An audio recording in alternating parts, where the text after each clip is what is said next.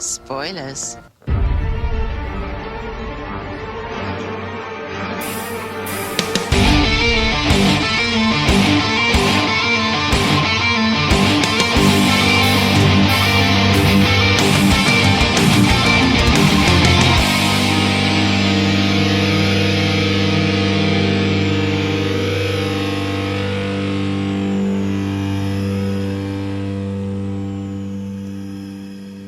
What is good? Welcome to Talking Decay, the Sports Nerd Web Walking Dead podcast brought to you by Solgr and Fusha Only Show. I am Solgr Only.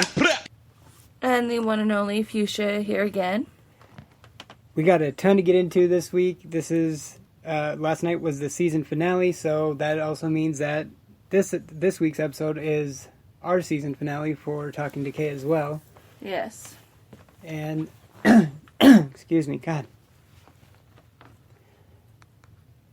There's so much to go over. So much. I mean, it was epic. Yeah, it was incredible. Okay, overall, what'd you think of it as a finale?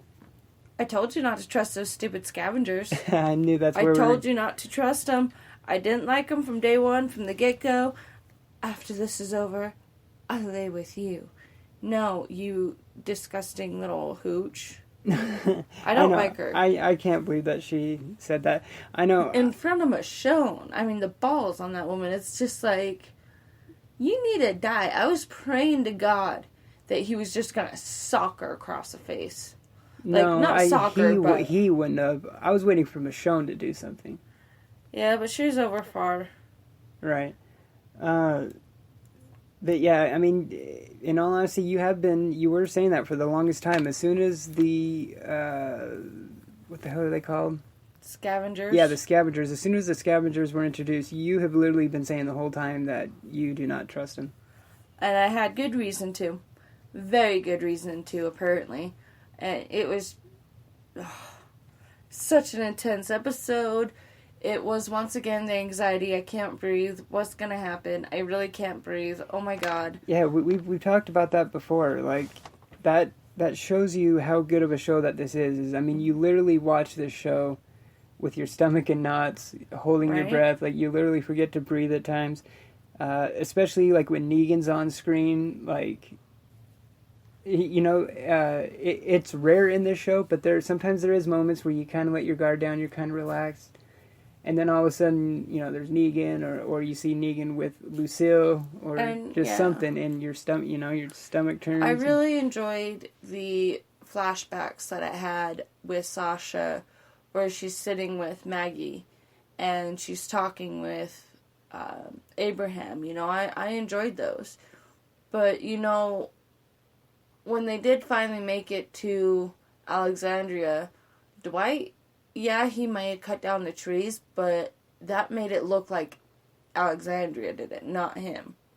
And then when it came to the battle, he was still fighting on Negan's side instead of trying to kill the other survivors. Well, I'm not willing to jump to that conclusion yet that Dwight is full of crap yet, because I think what he's trying to do is just be like a mole, you know, for the Alexandrians in the Saviors. So I don't think he wanted to blow his cover yet, I think is what they're doing, you know. I mean, because he hasn't had a real impact yet, obviously, and that's obvious the ace up Rick's sleeve that he has. Mm-hmm. That's the one advantage that they have now that Negan doesn't know, is that if Dwight's honest, if this is legit, Negan doesn't know that Dwight is plotting against him. And I have to say this, it was so intense to see, well, now I'm going to kill your son. I'm going to try and do it in one swing because I don't want to see him suffer. And then the tire. That was so epic. It was so nice to finally get a win for our group. God, yes, it was. And Alexandria will not fall on this day. Oh, I know. Oh, God, that was King Ezekiel perfect, was so good in that part. Perfect timing. And I must admit, I lost my shit. I was like, "Oh my God, hell yeah!" I think pretty much everybody did. I think once he we heard saw me downstairs. Oh, I'm sure. Yeah. I bet he was probably doing the same thing. Yeah. I mean, on Talking Dead, they had fan reactions from that moment, and pretty much everybody had the same reaction. everyone's, oh shit, oh, like, yes. I wasn't expecting the tiger to jump in. You had even said something like Carol, where are you at? Like, bail him out again, like you did at Terminus. Snipe him. I was expecting maybe a gunshot to ring out from Michonne. Yeah. Is what I was waiting for. I was thinking, like, Michonne he was going to bring the bat beat. up. Yeah, we'll get to that. I thought he was going to bring the bat up, and then maybe, Lucille would get hit again. But, no, it was the tiger. It was Sheba. And it was so beautiful how they did that. Just like... Okay, and going back to the scavengers turning on him. The little bicycles. Before they went to heapsters. Heapsters. Remember, they're the heapsters on their bikes. But no, they... remember before it went to commercial break and before it was revealed that, they actually turned on him, that the scavenger that was up with Michonne, just that look she gave her and remember how weird she was acting. And I'm just like, no, something's not right. Either that or she's just really weird, No, But it was like, no, something's not right. But then when that turn first happened, I'm like, oh my God, are they really saviors? No, they're not Pretending to be a saviors. different They just made a better deal. Yeah. Did they really say who made the... I mean, Negan, obviously. Someone from the Saviors, obviously. But they just had to... It was Negan, because you could tell the way that Negan talked to the girl. Where he's like 10. That's right, yeah. And she's like 12. You could tell they had worked like, before. And she's like, fine, 10. She even tried the same thing she tried on Rick. She's all, say yes. Mm-hmm. And he's like... Just gave him his look, and she's like, no, 10. I don't like her. Or the scavengers. I never have. Never will. I hated her stupid hair. She was dumb. Jesus. It may be a show, but the emotional damage is real. No, and I know I just did not like her. Damage is and real, then but... when you hear the girl fall from the balcony, I didn't realize you could see it. But when she falls from the balcony and Negan says, "Oh, Rick just lost someone," it's like, no, that stupid trash bag just lost somebody. Stupid. Oh my God. I don't like her. I knew I couldn't trust her, and I knew they weren't to be trusted. Well, and then after the reveal, well, okay. I mean, in all honesty, yeah, you've been saying the whole time not to trust him, and I was kind of along. Yeah, you probably shouldn't trust him either, but I can also see them being someone good. They're just odd. You know what made me really not trust him though? Was when they found all the guns, and they said, no, you can only keep 10. Find more.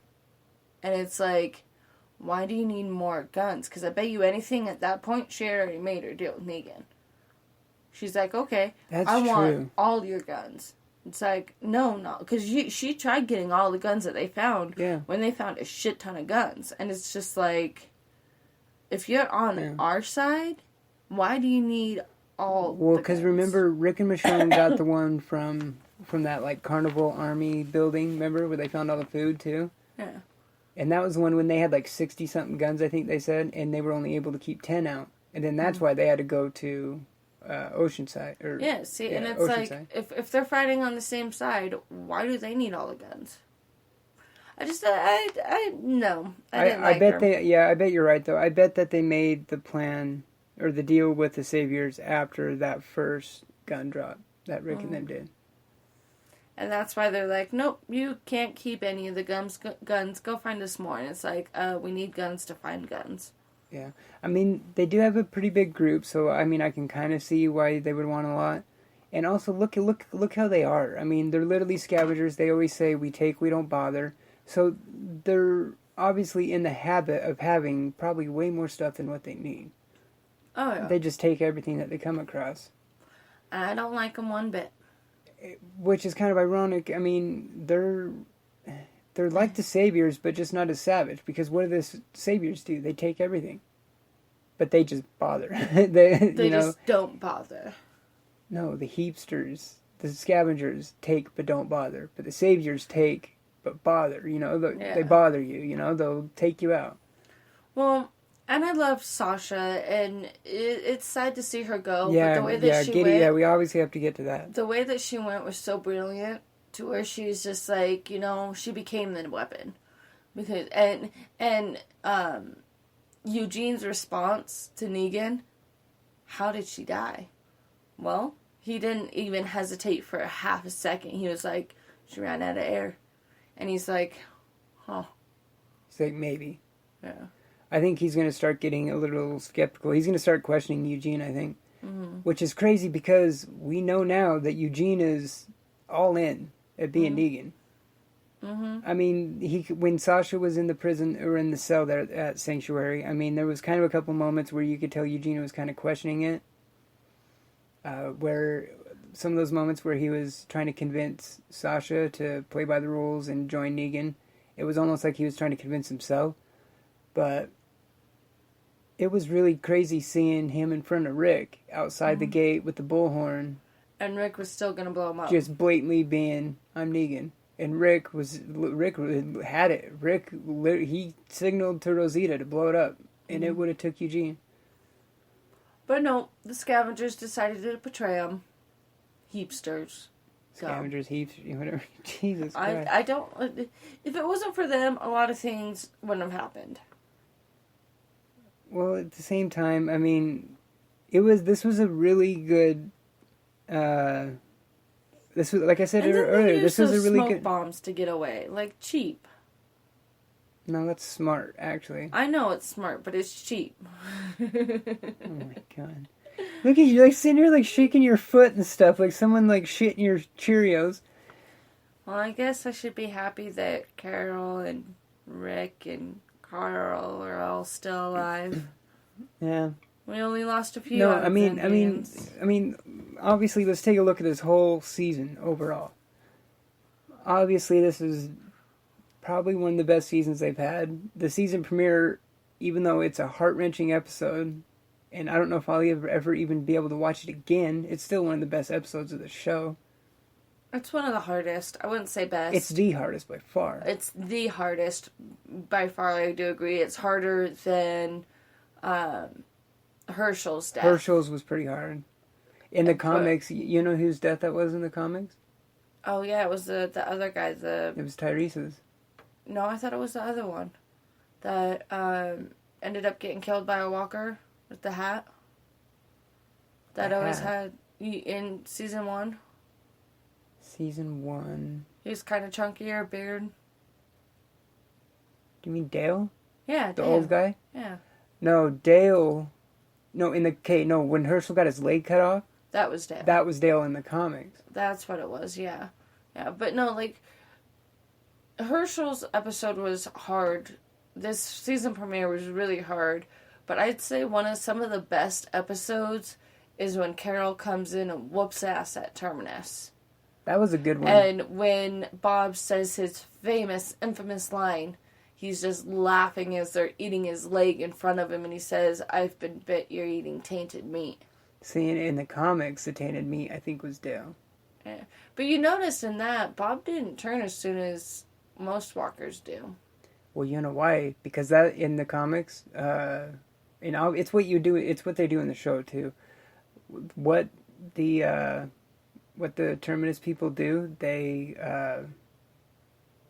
we saw it. They obviously took his leg, but then they tied it off, tourniquet, and they keep him alive to stop the meat from going bad. Mm-hmm. So that's going to delay the turning. Mm. Because they die, you have to die to turn, obviously. But, yeah, that's why they keep you alive. They'll take off your leg, keep you alive, and that you're literally, because this is a world without refrigeration, right? So to keep it from going bad, true. So to speak, But I loved his line, and Sasha did go through a lot, but I love how she went because Negan was not expecting that. And if it wasn't for her coming out as a zombie attacking him, it got their guard down enough to start fire. Yeah, and Carl was brilliant in that moment. Yeah. He saw the opening, and he hurried, and I think he, knocked the pit... Or no, because they never dropped their guns. They just kind of were like... That's why it was a good thing Rick was like, no, we're not dropping nothing. Yeah. So Carl just hurried. He, knocked I think he knocked the person's hand away and then plat, plat, plat, like shot 3 of them real quick. Like, yeah, Carl was on point. Carl's a little Papa. badass, and remember I've been telling you this for a long time that's how he is in the comics. Like he's a badass in the comics, and I mean he's been that way in the show for a while now. The first 2 seasons he was a little but then he grew into it. And I couldn't stand him at the beginning of the show. I know. Remember when he got scared of that walker, and then that walker was the same one. That's the one that killed Dale in the show. Yeah. Yeah. Because he let it get away, and yeah, but he's grown into his own. You can't really judge him too much for being a little pansy in the beginning. Well, yeah, he was young. He was super young, but he grew into the character that he is today with a missing eye and all. And I kind of do agree with Negan. He should not have it wrapped. Because then that's like, wow, that is one bad mofo. Yeah, walking around with a hole in his head. Like one eye, because that stupid kid. I mean, you look pretty gangster, anyways, with an eye patch, anyways. But true, but I mean, but at the same time, like think of it like real world application. Like if to have that open all the time, like you can get some gnarly kind of infections, and like I don't think I would have that open. But once it's healed, it's just. That's skin. true. Yeah, that's true. By this point, it's all healed. Then he becomes what's his name in the Avengers and has to turn his head all the way. Nick Fury. Yeah, Nick Fury. I know when Iron Man's like, oh, how does he look at the screens? And they're like, he turns his head. And he's like, sounds exhausting. Because remember him in his place, he can just bring everything up and move it. You know, like. And they're like, he turns his head. Sounds exhausting. He's like. Yeah, see, that's what Carlos come to, and you know, I was so nerve-wracking, like the whole episode, and then when you see that Morgan set up the trap with the shopping carts, and they're like, "What? He's dead." It's like, yeah, he is dead, but then you see Morgan come out of the shadows, and he's like, "I love King Ezekiel," and he's like, "You're gonna fight with us. You are not stuck."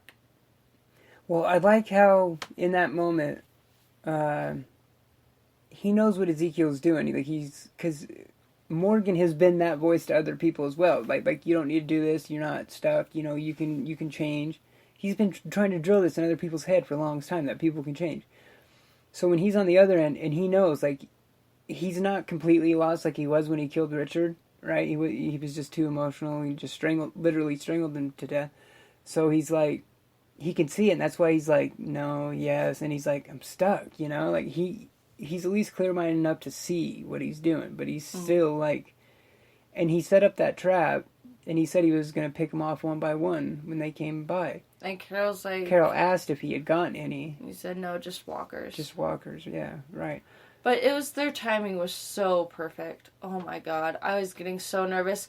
But I knew the more it was dragging on, I was like, they're on their way there. They're going somewhere. They were going somewhere. I mean, we do know Sanctuary's pretty far from Alexandria, because remember Eugene said it's like a couple hour drive. We don't know how close kind of like Hilltop and the Kingdom is. I mean the Kingdom walked. Close. They were on foot. Yeah. I would think the Kingdom and the Hilltop are pretty close, because both times you see them, all the times you see them travel from Hilltop to Alexandria to Hilltop, it's all relatively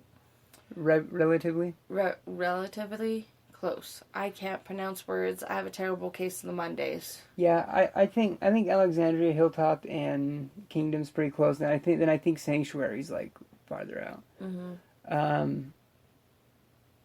Because remember when Daryl left the Kingdom, he was back at the Hilltop. Mm-hmm. They didn't even show his travel at all, you know, he was just back. But yeah, I know. I was trying to think where I was going to go from that.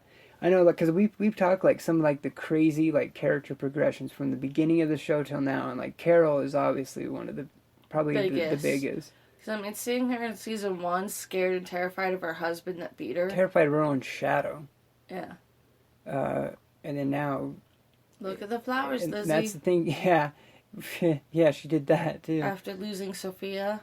See, and another thing, we've also talked a lot about. Well, I mean, we've talked in the past before, like God, Maggie has lost so much. Her dad, her family, her sisters, all this. Beth, Glenn. Now, can't forget that. I love But that spear at the end. Sasha left a lot too. She lost. Yeah, we do need to talk Bob. about that. The ending. Yeah, okay, yeah. Sasha lost Bob. Her brother Tyrese. Tyrese was her brother. Remember? Mm-hmm. They didn't. I mean, they obviously made it known that Tyrese was her brother, but they didn't. I don't know. I mean, when he was alive, like you could see the bond between them. They were close. Mm-hmm. But it was weird because like his death, it affected her, but not like He Abraham's had started did. going soft. He had started losing his mind. He didn't want to. He was hallucinating when he was being bitten because he was imagining something not so terrible. He was imagining life before the apocalypse. Mm-hmm. And that's what got him killed. He was losing his mind and he couldn't, his willpower wasn't strong enough anymore. But yeah, he did get way too soft. And I love how Eden gives Maggie the watch back. Mm-hmm. It's like, here, you need this. And she's like, it's already been decided. Yeah, I'm glad that you brought that up because I totally spaced it. But the ending like dialogue from Maggie is really good. I love how she goes back and says, if it wasn't for Glenn finding you in that tank, that was a train reaction that brought us here. That's what I told you. And remember, like, how they did that? It felt like a series finale. Mm-hmm. You know what I mean? Like, whenever the show's finally said and done, like... It ain't gonna be for a while. No. That's funny that we're bringing this up because when I was talking to my cousin earlier this morning... What? Oh, go on. Sorry, go on. We were talking about the finale from last night, and he thinks that the show's not really going to be around that much longer. He's like thinking, like, he's like, I could see him doing like one, next year, next season, and then maybe one more tops. Because he's like, like after, Negan, like, what else is there to do? Just have another bad group? I mean, I kind of see his point, but at the same time, like, the comics are still going. The comics are still going. The show's still going, like... They're gonna milk the hell out of this show for everything it's worth. Oh God, yeah! Especially with how much hype there is about Walking Dead, Talking Dead, everything. There's so much hype about Daryl Dixon and whatever Maggie. This Fear of the Walking Dead passage is. What if that was a backdoor pilot to a third show now? But you remember how it started out. The first few seasons, you really had to be terrified of the walkers, and then with the governor comes along, you have to be afraid of the people that are still alive. Mm-hmm. And then Terminus and the wolves and the cannibals and everything else. And now Negan, the way that they have filmed everything so far, I wouldn't be surprised if something or someone comes out worse than Negan comes next. Yeah. Worse than even him. Because when you meet the governor and you realize how bad he really is, you're like, wow, how can they top this guy? Yeah, remember back then, remember how shocking it was, that scene you saw when he had heads in his fish tanks and stuff? Mm-hmm. Yeah. And obviously, it was pretty shocking at the time, but now, they're still going to find ways to top it and ways to be... Because, like you said, the comics are still going. Yeah. And there's a few things in the comics that I'm not going to say that I wouldn't be surprised if they turn out that way. But if they turn out, then it's still going to be an interesting show because there's still going to be something left to discover, someone new to come along, somebody to die, there's always going to be more. You're so emotionally attached to the characters and everything, so you have such an emotional investment. You're always going to want to watch and see what happens to him. Even when it gives me anxiety, and some episodes throughout the season, I was sitting in a ball like, oh my god, oh my god, oh my god, rocking back and forth. I couldn't breathe. I'm like, I need a cigarette. Did this really just happen? Oh my god. Yeah. And I'm just like looking at you during the commercials like, is this really happening? Yeah. I know, going back to the overall arc of this season, I mean, obviously the first, pretty much all of season A, how they split it in half, season A, season B. The first half of the season was just dark as hell. And remember, the mid-season finale is when group finally got grouped together, said they were going to fight. Mm-hmm. So this season was literally yin and yang, right? Yes. You know, the first half, season 8 was just dark. They were just beaten down. I just hope that, because if you think about it, is Negan, saviors, and heapsters, garbage people, are they going to team up? Or are they going to become one in Negan? Because you notice they used the smoke detectors and left. And then Negan went back to Sanctuary and said, we're going to war. So it's like, okay, you're going to have all the fighting people who are capable of fighting, who have the ability to do so at Sanctuary, go against Alexandria, Hilltop, and, you know, just all that it kind of makes me wonder. They left together. Once they realized they were overpowered and that they were losing people, they all scattered and left. So are they going to still be on the same team in the new season? Or are they going to drift apart? Are they going to try and force them to become Negan? Are they going to let that group leave and let be what that group was already established? Well, I mean, they obviously both left at the same time, you know, because they were both getting their asses handed to them. But I don't think they left together where there's some of the scavengers in Sanctuary. Mm-hmm.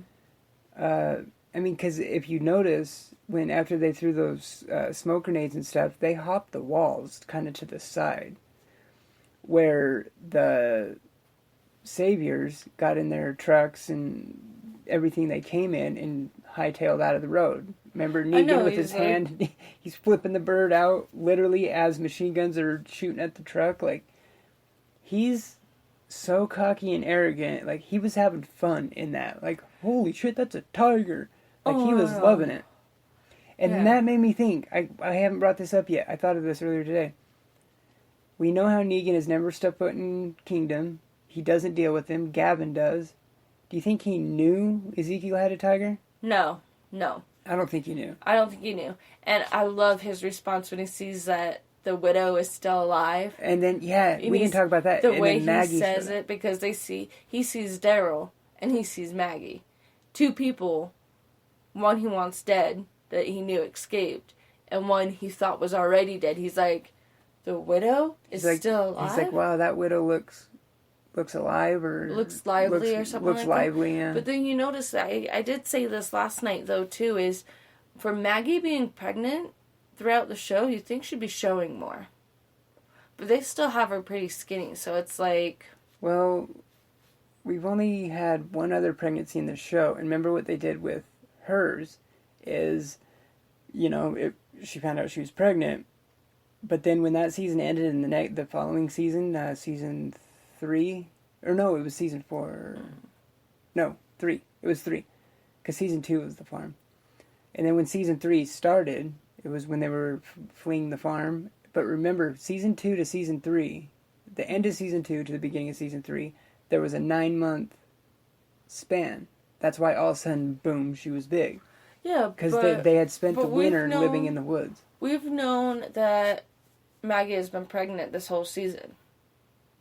She has, yeah. I mean, she should definitely be shown at some point. Yeah. Are they making her turn? Are they turning her into the abnormal, weird, skinny people who get pregnant that are 6 months pregnant and still flat tummy? I don't know. And they've been hiding Rosita's pregnancy, which they've actually been doing really well.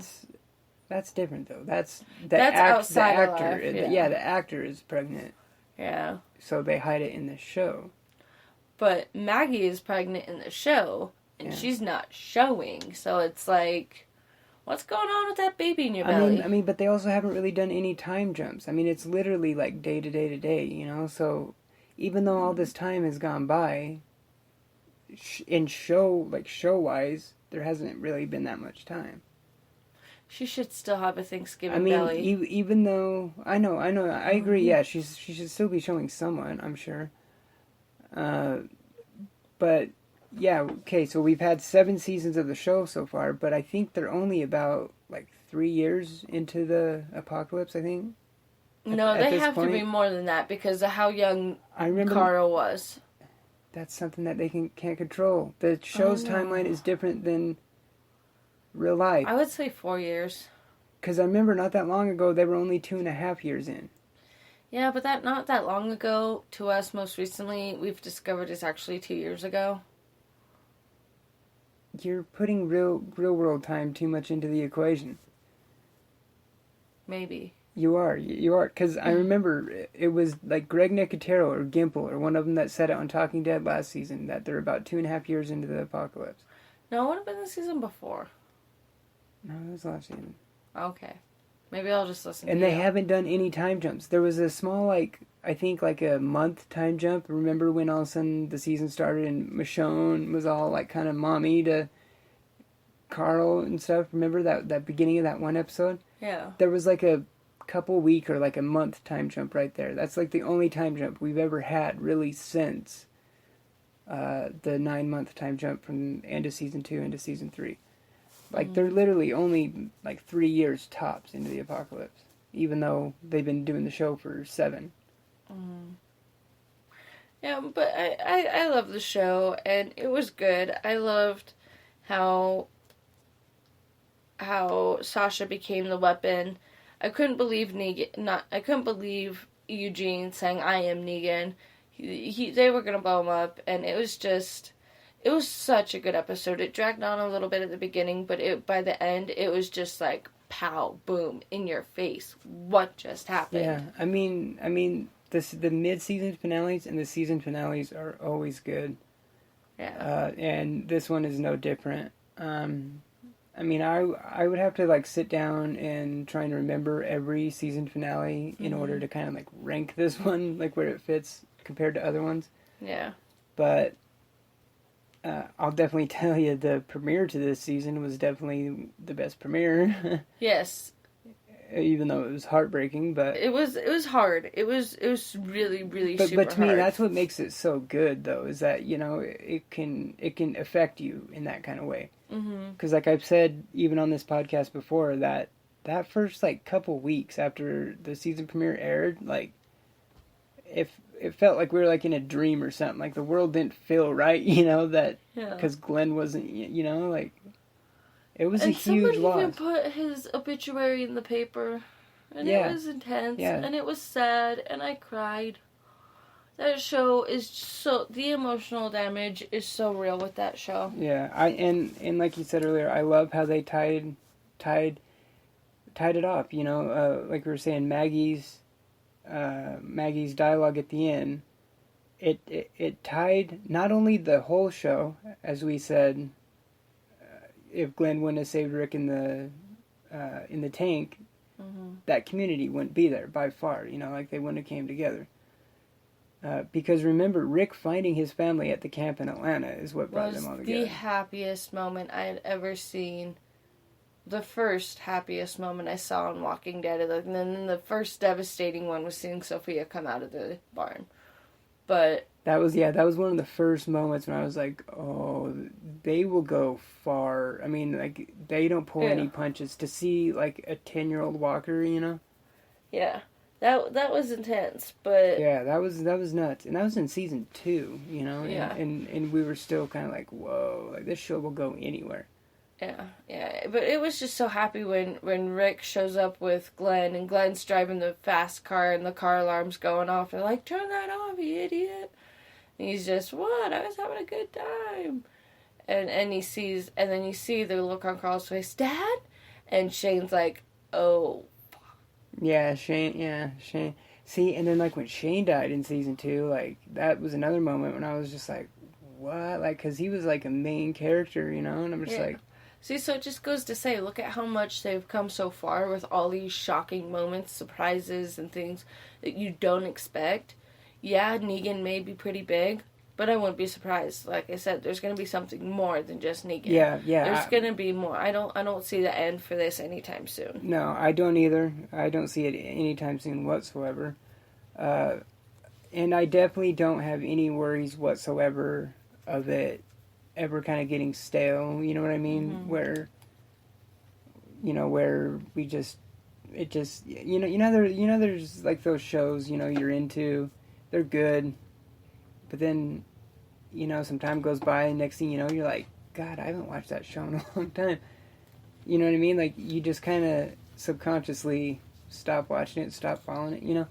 I don't think it's gonna be one of those, like, it starts getting stale, you start getting sick of it and all that. Like, it's always gonna be able. Well, the thing about it, though, is like Scott Gimple and Greg Nicotero, they know how huge the fan base is, that they probably have, like he said in the Talking Dead, the first 4 seasons of the episode are going to be intense. Or not of the episode, I'm sorry, of the new season. They're going to be really intense. Yeah, that's one thing I want to talk about, is kind of like what you think is going to happen next season. I really have no idea. I know. I mean, I know. Anytime that question's obvious. I mean, obviously, that's how good the show is. You're literally going to have no idea. This show is really hard to predict. One thing I did get right, though, as I've been saying this whole season, is I had a feeling we were going to lose Sasha this year. Mm-hmm. And unfortunately, I was right. But I know, and those flashbacks with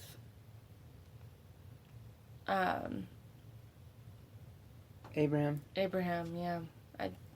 Yeah. But no, yeah, what you're talking about, Gimple said that the first 4 episodes of next season, of season 8, he said how he hates saying this every year on the finales, but he said it's going to be bigger, better, more intense, all that. But he said that, well, he's not wrong, so yeah, I can't fault him for that at all. And you know how I feel about him. He's a phenomenal storyteller, I love Scott Gimple. He's an amazing writer. But he did say that the first 4 episodes of next season are going to make you want to chuck your TV, is kind of pretty much his exact words. And with how good they are at pulling your heartstrings and tearing but the way you how down. He said that, to chuck your TV, that's more like anger. Not like heartstrings. That's more like anger, like you, look at you getting all triggered over the scavengers, like this something like that. Hipster garbage people. So I can see it. them. I can see it being the scavengers doing something, because right now, obviously, the scavengers, a lot of people in the fan base are really hating them. Probably as much as you are. I hated them since day one. I know. Yeah, you hated them since the day one. I mean, I was always like, yeah, I can see them being an ally, but I also wouldn't trust them, because that whole walker with spikes and all that was just a little too crazy for anyone to be in their right mind. But I don't know, looking ahead, I can actually see the Saviors and the Scavengers starting to fight each other as well. I obviously think that relationship's going to go bad. But I don't think that means that the Scavengers are going to be all good with the Alexandrians either. I could see I could see it being a triple threat, like that, like all 3 of these groups for themselves. But Alexandria has the hilltop. And the kingdom. I mean, obviously I'm looking at those 3 as one. Yeah. I'm not. I do see those 3 as one. Well, they are. So it's 3 against 2. Heapster. I know, but like what I'm saying is, like, I think the relation, Mm-hmm. Eventually the Scavengers and Saviors are going to start fighting each other as well. Yeah, but the Saviors will just kill the Scavengers. Yeah, they definitely couldn't. And oh God, it's so good. I mean, also what you were saying earlier at the end. Yeah, when it showed Negan walk out on the balcony, and he's just like, well, looks like we're going to war. You kind of got a glimpse of exactly how many people he had, and that's just there. That's just at Sanctuary. I mean, it's quite possible that he called everyone in from all the outposts, or because they keep mentioning all these outposts that are out there. So, I mean, we kind of got a glimpse of how many people he has, and there was a lot of people. Can you imagine life in the apocalypse, not having to wake up and go to work? But then again, you would fear sleeping, that you would, like, die in your sleep because some walker's going to come and bite you in your sleep. Yeah, Pros definitely and not cons. be fun. I mean, it'd be nice not to go to work, but I don't know how I'd switch up work for zombie killing. Yeah, and eating dogs. Oh no, that's horrible. Well, they had to. I don't know if I would survive the zombie apocalypse. I sure in the hell wouldn't. I think I'd last a little bit, like a week. I think Chris Hardwick would outlive me. Wow, that's saying a lot. I know. That's saying a lot. I can't even remember where the hell I was going to go after that, but... Sorry, daydreaming over here. But no, you were talking about the end of how they did it like the storyboard seemed like a series finale. But I love how they tied it all. I mean, I loved Maggie's speech. Yeah, I mean, like I started saying earlier, then they not only like tied it from the beginning of the show to that point, they also kind of tied it off from the beginning of the season to that point. I mean, they did so well on season 7. I mean, remember we've had seasons in the past before where, like one of the prison seasons, for instance, there was the battle between the prison and Woodbury, but then remember there was all this like side stuff going on too. Like remember there was the disease that broke out. There was who burned Karen and David. You know, there was all this stuff.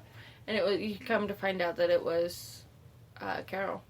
Well, yeah, we ended up finding that out later. But with season 7, obviously we finally meet Negan. He beats the hell out of two of the survivors.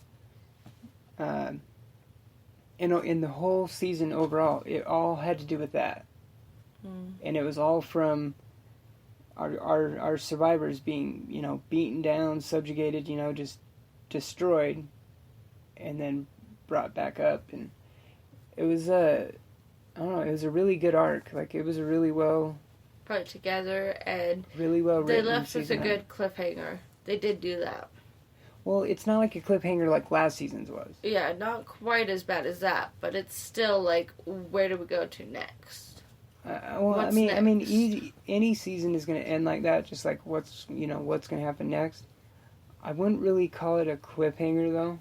Yeah, I kind of agree. You're right. It's not really like a cliffhanger. It's not as big as a cliffhanger as they've left off before. Yeah. It was kind of like okay. It was more we like finally got the war started. Yeah. I mean, and remember last night before the episode even started. Remember that's what I said. I was like, we're not even going to see the start of the war till the end of the episode. I knew it was going to end, but the way they ended it was just kind of like, hey, we got this kind of small victory, but we're definitely not in the woods. We're definitely not out of the woods. We're probably not even all the way in the woods yet. Mm-hmm. But it's just kind of like, okay, kind of got to celebrate it. That's what the ending was. They celebrated Sasha, obviously, her sacrifice, what she did, because she saved the group by far. And they had the burial of her burial. Casualties of the Alexandrians. Mm-hmm. And that's what it was. It was just them coming all together and acknowledging them. I could see everyone moving together, whether they all moved to Alexandria or whether they moved to the kingdom or whatever. I can see them all wanting to be in one place soon, because now more than ever they seem like a family. All 3 of them seem like one, right?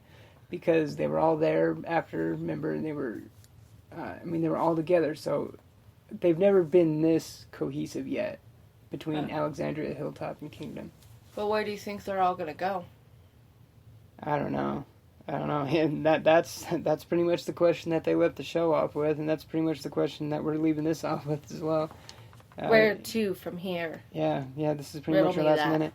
So yeah, since it was a season finale, this is going to be the season finale for this one. We haven't really watched Fear the Walking Dead, so if we get caught up, we'll probably have another podcast. But we do have other podcasts and stuff kind of that we're going to get in the work. Doctor Who is starting this month. We'll probably start a Doctor Who podcast.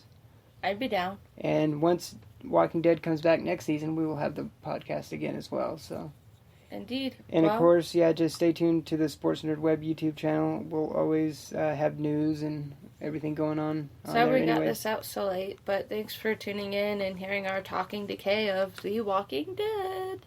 Yeah, leave any comments down below on what you thought about the episode and season finale. Yeah, in the season finale. And thanks again for listening, and we will see you in the next one.